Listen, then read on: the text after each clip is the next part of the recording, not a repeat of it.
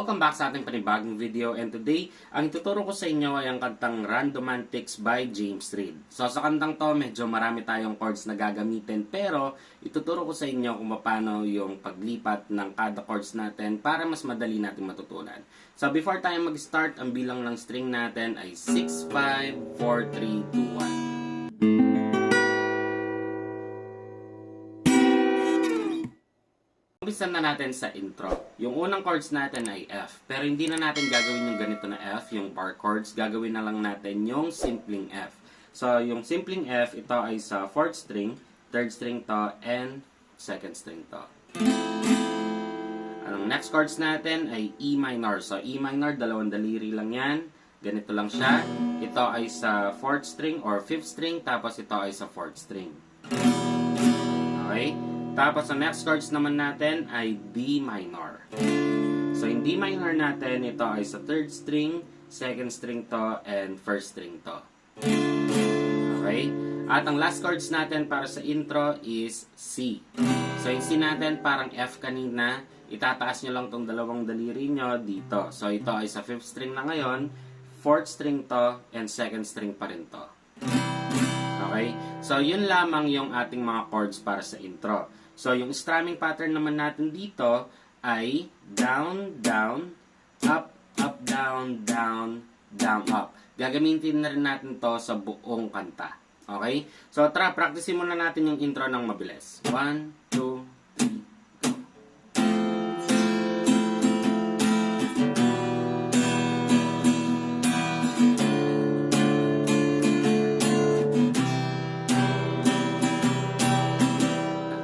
So, next part natin ay verse. So, sa verse natin, ang mga chords ay D minor, tapos G. So, G, bagong chords natin to. So, ito ay sa 5th string or 6th string, tapos ito ay sa 5th string, 2nd string to, and 1st string naman to. Okay? Next chords natin ay C, tapos F. Okay? So, gagawin natin tong buong apat na chords na to ng 2 beses. After ng pangalawang beses, ang susunod na chords ay D minor, tapos E minor, F, tapos G. Okay? So, ito namang apat na chords na to, gagawin natin to ng 2 beses ulit. After natin maulit ng 2 beses yon, dito na tayo sa part na do, do, do, do, do. So, yung mga chords natin doon ay A minor. So, yung A minor natin, ito ay sa 4th string, 3rd string to, and 2nd string to. Okay? Tapos, next chords ay G, tapos F, and then D minor, tapos E minor, F, at ang last chords ay G. So, sa strumming pattern naman tayo. Gagawin natin yung same na strumming pattern nung ginawa natin sa intro, pero may mga parts dito na hahatiin natin yung strumming pattern sa dalawa. Okay? So, para sa ating unang apat na chords, D minor, G, C, F, yan yung naka-yellow na yan, gagawin pa rin natin yung original strumming pattern. Pero, pag napunta na kayo dito sa pangalawang line na yan, yung mga naka-yellow, ang gagawin natin dyan sa D minor ay down, down, tapos sa E minor, up, up, down, down, down, up. Okay? So, nakita nyo, same pa rin yung strumming pattern natin, hinati lang natin sa dalawa. Tapos sa F, down, down, and then sa G, up, up, down, down, down, up. Okay? So, ganun lang siya. So, kung tutugtugin natin ng mabagal, ganito siya, guys.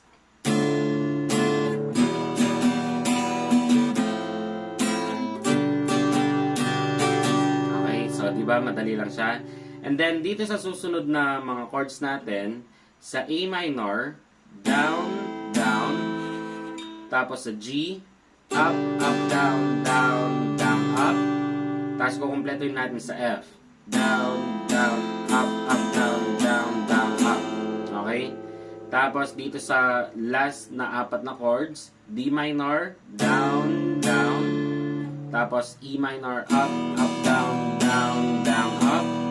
Tapos F, down, down. At ang last chords, up, up, down, down, down, up. So, ganun lang siya. Para mas magets natin, practicein natin ng sabay-sabay.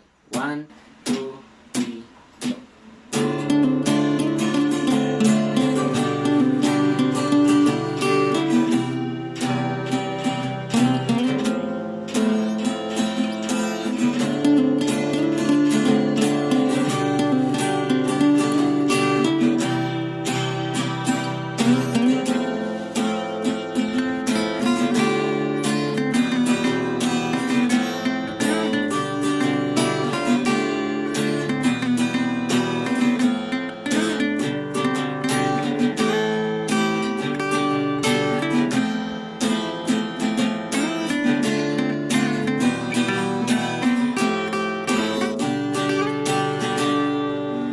So, dito na tayo sa ating next part, which is ang ating chorus. So, ito yung part na haranahin kita. So, yung mga chords natin dito ay F, tapos E minor, D minor, and C. Okay? Tapos, ulitin natin yung tatlong unang chords, F, E minor, D minor, at instead of C, gagawin natin ay A. So, yung A natin, yung kanina A minor yung ganyan. So, ito A. So, yung ganitong A, ito ay sa 4th string, 3rd string to, and 2nd string to. Okay? Tapos, next chords natin, D minor, E minor, F, G. So, itong mga apat na chords na to, ito yung mabilis na strumming pattern. Mamaya, i-refresh ko kayo about dyan. Tapos, ang next chords natin ay F, E minor, D minor, and C. Okay? So, yung strumming pattern natin dito, kagaya lang nung intro, pero na lang dito sa sinasabi sa inyong mabilis yung transition. Kagaya niya yung ating verse. So, sa D minor, down, down, tapos E minor, up, up, down, down, down, up. Tapos F, down, down, and then G, up, up, down, down, down, up. Okay? Para mas magets natin na mabilis, practicein natin agad. 1, 2,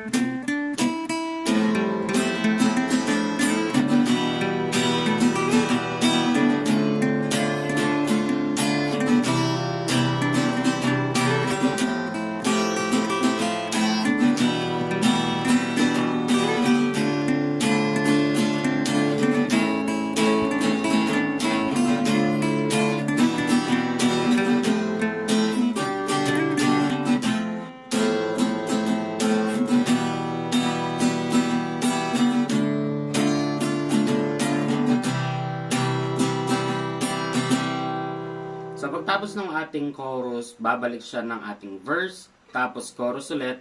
Pero dun sa ating pangalawang chorus, hindi nyo nagagawin yung last part, yung F, E minor, D minor, C. Dahil ang next part nyo na agad noon, after nung mabilis na D.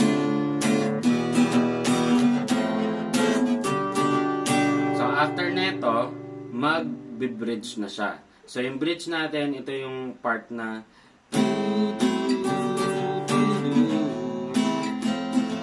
okay? So, yung mga chords natin doon ay A minor, G, tapos A minor, F. Okay?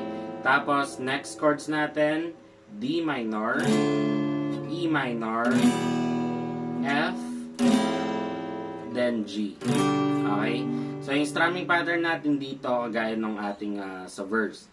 So, sa A minor, down, down, tapos G, up, up, down, down, down, up. Tapos sa A minor ulit, down, down. Then sa F, up, up, down, down, down, up. Tapos sa D minor, down, down. E minor, up, up, down, down, down, up. F, down, down. And G, up, up, down, down, down, up. Okay? So, ganun lang siya. And then, babalik ng chorus hanggang sa matapos na yung kantanan. Okay? So, practicein natin yung ating bridge. 1, 2, 3, go!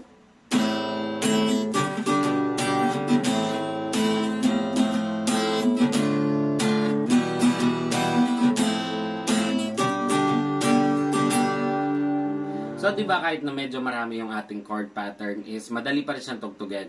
Siguro ngayon dahil sa dami ng mga chord pattern natin is medyo malilito-lito kayo pero eventually makukuha niya rin yan. Tuloy-tuloy lang at huwag niyong titigilan. So, kung gusto mo yung mga ganitong kadadaling guitar tutorial, mag-subscribe ka na at hit mo na yung notification bell para lagi kang updated sa ating mga videos. So, hanggang dito na lang tong video ito. Maraming salamat sa panonood at muli ako si Max from Guitar Tips and peace out.